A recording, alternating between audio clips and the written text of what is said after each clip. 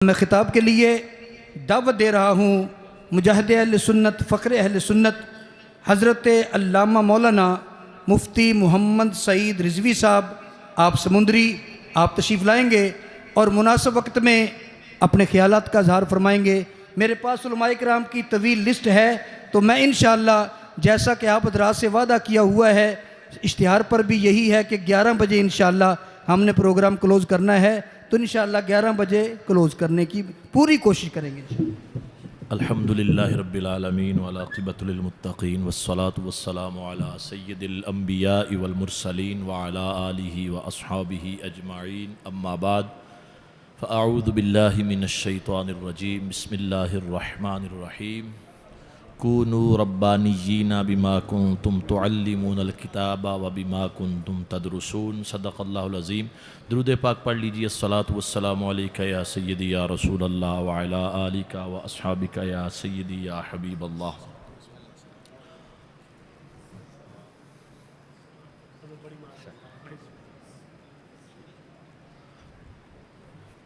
گرامی قدر حضرات، آج کی اس محفل کے روح رواں، اس محفل کے دولہ، استاذ العلماء، امام المناظرین، مفسر قرآن، شیخ القرآن حضرت علامہ مولانا محمد سعید احمد اسد صاحب دامت برکاتہم العالیہ، اللہ ان کی عمر میں، علم میں، عمل میں، صحت میں بے شمار برکتیں عطا فرمائے، جنہوں نے ایک بہت بڑا تحفہ دیا ہے اہل اسلام کو، بالخصوص ہماری طرف سے، اہل سنت و جماعت کی طرف سے۔ آج کے ڈیجیٹل دور میں، جب کہ ہر بندے کی دسترس میں موبائل ہے اور موبائل کے ذریعے لوگ دین سیکھنے کی کوشش کرتے ہیں، جس کا فائدہ اٹھاتے ہوئے کئی لونڈے لپاڑے اور چھوکرے میدان میں اترے اور انہوں نے رسول پاک صلی اللہ علیہ وسلم کی، صحابہ کرام، اہل بیت اطہار، اولیاء کاملین کی شان میں کھل کر گستاخیاں کی۔ تو ایسے دور میں جب نوجوان کے ہاتھ میں موبائل ہے اور یہ قریب ترین ذریعہ ہے اپنا پیغام پہنچانے کا، تو اس دور میں ضرورت تھی کہ قرآن پاک کے حوالے سے کوئی اہم کام کیا جائے۔ تو حضرت شیخ القرآن نے ناسازی طبع کے باوجود بہت حسین کام کیا۔ اب یہ ریکارڈ پہ آ گئی ہے تفسیر القرآن، جو انشاءاللہ قیامت تک مسلمانوں کے لیے مفید اور نافع رہے گی۔ اور آج کی اس محفل میں ظاہر ہے تقاریر تو علماء فرمائیں گے، خطباء فرمائیں گے، میں تو خطیب نہیں ہوں، صرف اور صرف اپنی سعادت سمجھ کے حاضر ہوا ہوں اس محفل میں، اور قبلہ امام المناظرین کو مبارکباد پیش کرنے کے لیے، اور ان کی ساری ٹیم کو، جتنے دوستوں نے کام کیا، اس پر محنت کی، اس کے لیے کوششیں کی۔ ابھی تو ان سب کو میں مبارکباد بھی پیش کرتا ہوں اور سب کے لیے دعا گو بھی ہوں کہ انہوں نے اس کار خیر میں حصہ لیا، اور اللہ رب العالمین خالق کائنات نے جو انعام بیان کیے کہ کونوا ربانیین بما کنتم تعلمون الکتاب و بما کنتم تدرسون، کتاب سکھانے اور درس کرنے سے۔ اس آیہ کریمہ کا ترجمہ میرے شیخ کامل حضور نائب محدث اعظم پاکستان الحاج پیر ابو محمد عبد الرشید قادری رضوی رحمۃ اللہ علیہ، آپ فرماتے تھے اللہ والے ہو جاؤ، اللہ والے بن جاؤ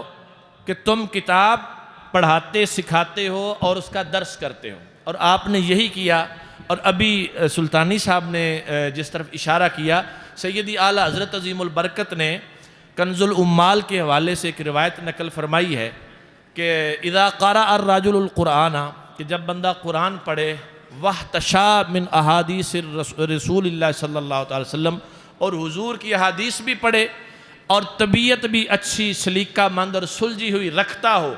تو فرمایا کان خلیفۃ من خلفاء الانبیاء علیہم السلام، کہ وہ نبیوں کے نائبوں میں سے ایک نائب ہوتا ہے۔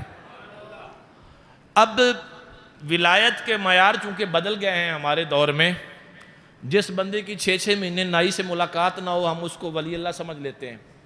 جسے نہانا نصیب نہ ہو کو 2 سال تک، وہ بھی ولی اللہ بنا ہوا ہے۔ اصل ولی یہ ہیں کہ جو قرآن اور مصطفیٰ کریم علیہ السلام کا فرمان سکھاتے اور پڑھاتے ہیں۔ تو اختصار کے ساتھ میری یہی گزارشات ہیں کہ اب جو سلسلہ شروع کیا آپ نے، تفسیر تو مکمل ہو گئی،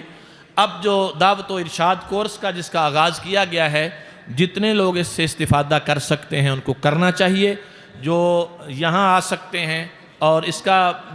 جو سلسلہ ہے یوٹیوب والا وہ بھی یقیناً جاری ہوگا، تو اس سے بھی استفادہ کرنا چاہیے تاکہ ہماری نئی نسل جو ہے وہ قرآن و حدیث سے روشناس ہو سکے۔ اللہ تعالیٰ قبلہ امام المناظرین کو صحت کاملہ عطا فرمائے، اور جو پریشانیاں، تفکرات صحت کے حوالے سے یا دیگر معاملات سے آتے ہیں، اب میں اکثر جب میری بات ہوتی تو میں کہتا ہوں کہ آپ چونکہ قرآن پڑھا رہے ہیں، سکھا رہے ہیں، تو قرآن یہ سارے غم دور کر دیتا ہے، اور آپ فرماتے تھے کہ الحمدللہ ایسا ہوا ہے۔ تو اللہ کرے کہ آئندہ بھی آپ کی صحت ٹھیک رہے، اور یہ جو آپ نے سلسلہ شروع کیا ہے یہ جاری و ساری رہے۔ وما علینا۔